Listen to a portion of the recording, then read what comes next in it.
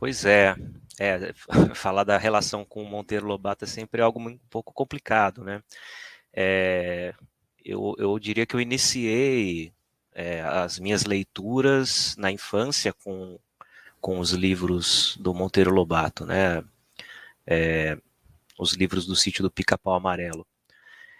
E eu tinha preparado uma fala, né, para compartilhar com vocês hoje, mas talvez ela acabe ficando um pouco extensa demais, então eu acho que eu vou direto ao ponto, né? Eu estava pensando em falar um pouquinho sobre a relação entre a literatura e a psicologia, né? E a importância da literatura, das artes em geral, né? Mas da literatura é, e do teatro, né? Para a psicologia. Mas eu acho que a gente pode ir direto para o Monteiro Lobato, né? E para esses dois contos. E aí mais para frente a gente pode talvez voltar e conversar um pouquinho sobre isso, né? É, como eu falei, né, sobre, assim, sobre o teatro e a literatura, né, eu diria que na discussão de hoje a gente pode colocar elas como formas privilegiadas de arte, né, nessa discussão. E elas são fundamentais para a psicologia.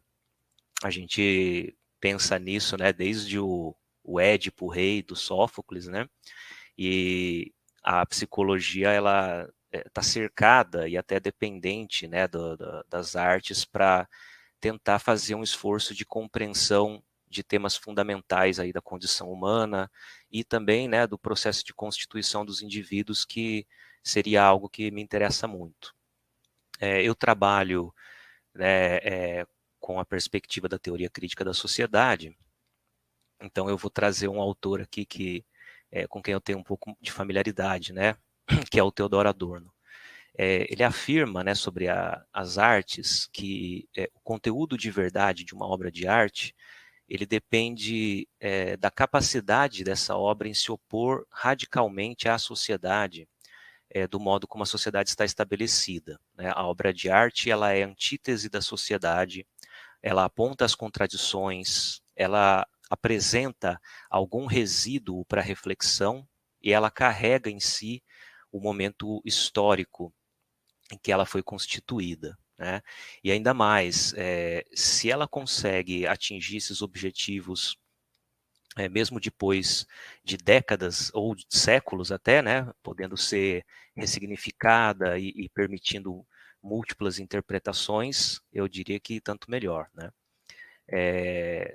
Todos esses elementos eles são importantes para constituir uma boa obra, mas a possibilidade da arte em se reconciliar com o espírito humano, né? Tornar os leitores sujeitos ativos e críticos, especialmente na atual conjuntura, né, que nós estamos vivendo.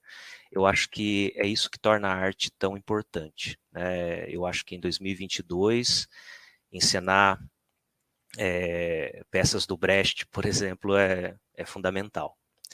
Agora, e os contos, né, do Monteiro Lobato? A gente selecionou dois para hoje, né, Negrinha e Bugio Moqueado.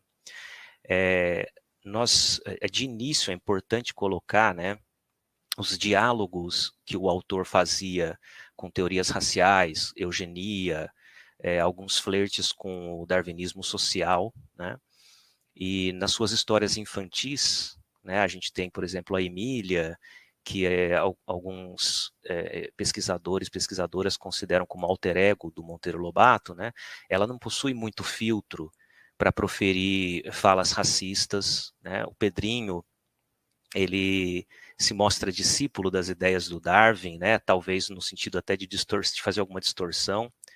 E a tia Anastácia é uma figura secundária, né, que ela ocupa mais lugar no estômago das crianças, né, do sítio do Pica-Pau Amarelo, do que no coração delas.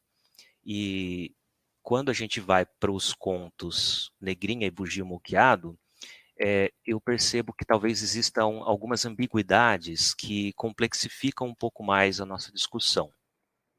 Esses dois contos, eles são trágicos, né? E o Rogério comentou sobre o Schiller, né? que escreveu a peça também Os Bandoleiros, ele foi um grande defensor da tragédia e do sublime na arte como veículo de formação e emancipação humana. O caráter trágico de uma obra, ele pode auxiliar os leitores a compreender melhor o sofrimento humano e compreender melhor a violência gerada pela sociedade. No caso de Negrinha, existe um processo de aquisição de consciência que culmina na sua morte. Já no caso do Bugio Moqueado, eu entendo que a gente tem uma legítima história de horror. Né? Ele até faz algumas comparações com casarões sombrios, né? Cenários do horror gótico, né?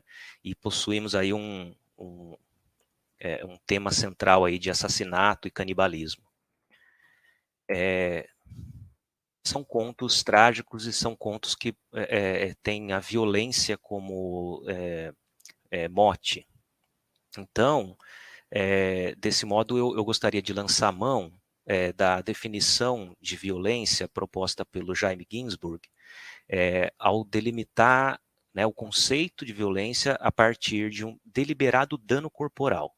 Ele vai colocar assim: uma situação agenciada por um ser humano ou grupo de seres humanos capaz de produzir danos físicos em outro ser humano ou grupo de seres humanos.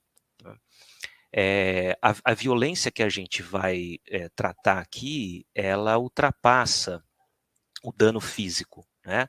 Mas o Monteiro Lobato ele foi eficaz em descrever procedimentos cruéis, perversos, que afetam diretamente o corpo das personagens, né?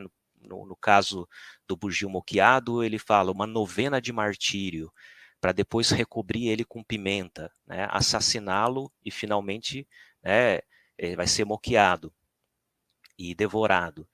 E no caso da Negrinha, né, beliscões, croque, pontapé, puxão de orelha e a tortura, né, do ovo fervente na boca, que são comportamentos sádicos da Dona Inácia com a Negrinha.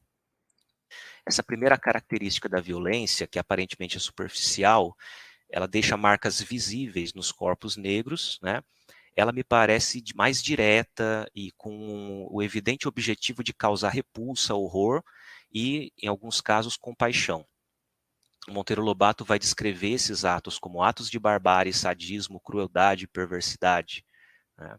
A ironia com que ele descreve a Dona Inácia, chamando ela de excelente, de santa, né, me parece também evidente. Né?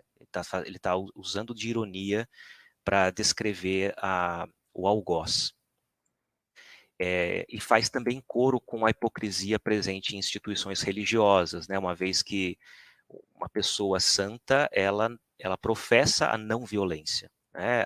Uma pessoa santa, por vezes, pode ser mártir, mas nunca vai ser algoz. E no conto Bugio Moqueado, nós temos aí o coronel Teutônio, né? Que o narrador chama de facínora, uma pessoa capaz de cometer atos de impensável crueldade. O seu olhar é o de um assassino, o seu olhar é de uma serpente, do próprio diabo.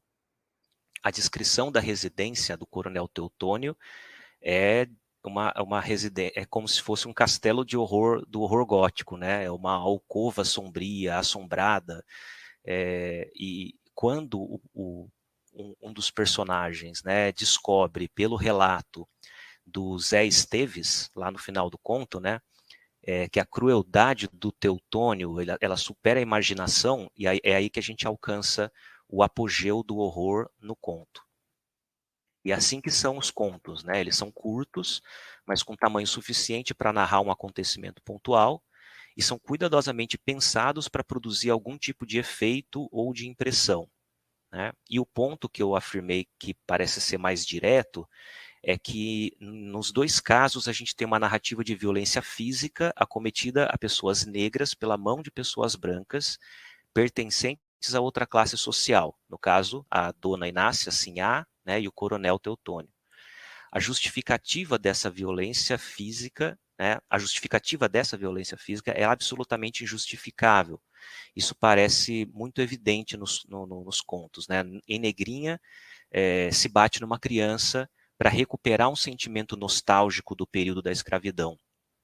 Bugio Moqueado, se mata um homem por vingança decorrente de um possível caso amoroso que nós nem sabemos se é comprovado ou se é real ou não, né? São atos repulsivos cometidos por pessoas brancas e ricas, descritos de forma repulsiva e com o intuito de causar repulsa.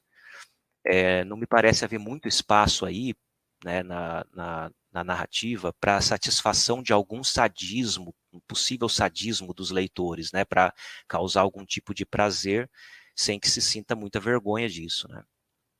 Nem o narrador do conto, ele se exime do incômodo e da perturbação frente aos atos de crueldade, né? No Bugio Moqueado, ao final do conto, o narrador está profundamente perturbado.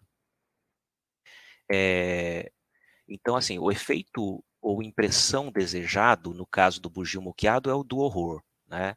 E no caso de Negrinha, eu diria que seria a comoção. Seguindo a linha de interpretação, né, da violência proposta pelo Jaime Ginsburg, é possível, a partir dos contos, levantar uma questão, né?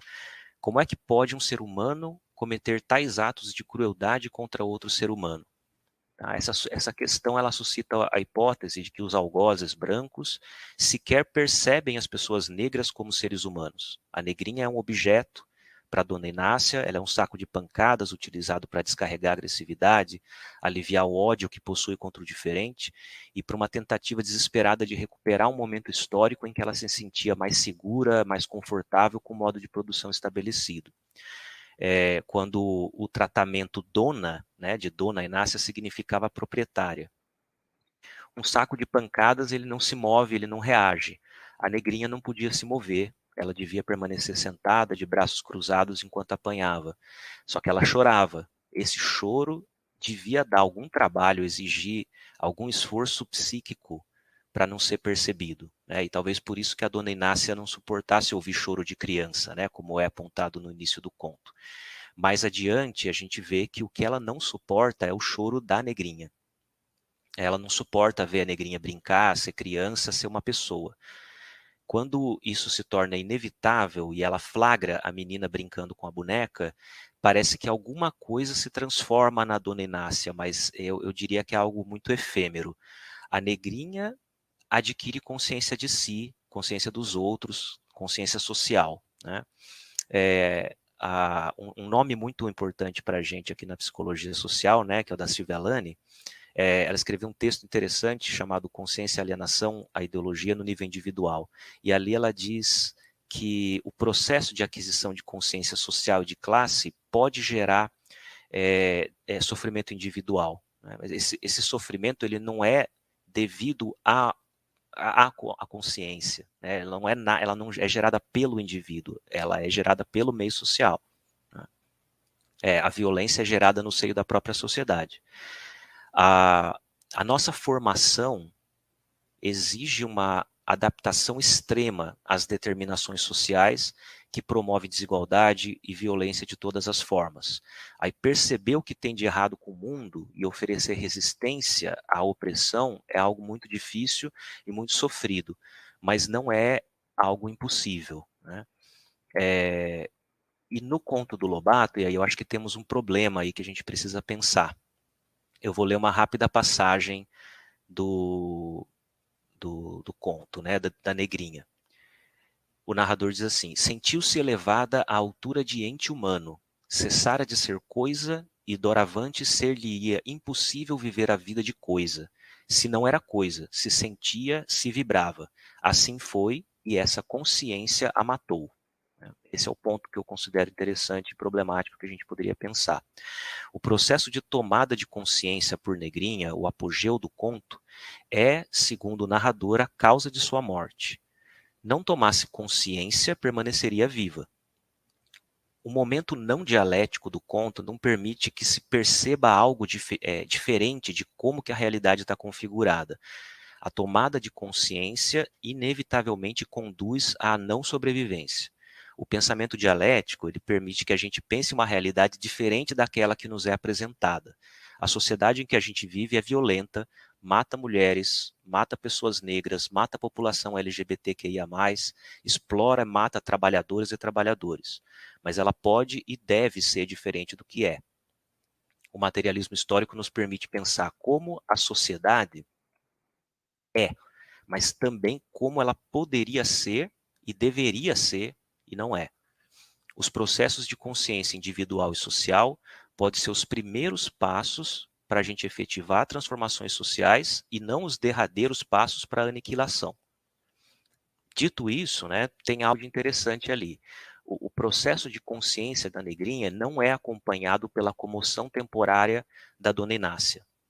Tem um descompasso entre elas que parece representar o descompasso entre a efetivação das leis abolicionistas e a continuidade da barbárie que ainda hoje persegue, causa sofrimento, mata a população negra. O conto ele parece muito consciente de fazer uma crítica bem direta à classe dominante da época e, ao meu ver, ela não perdeu força.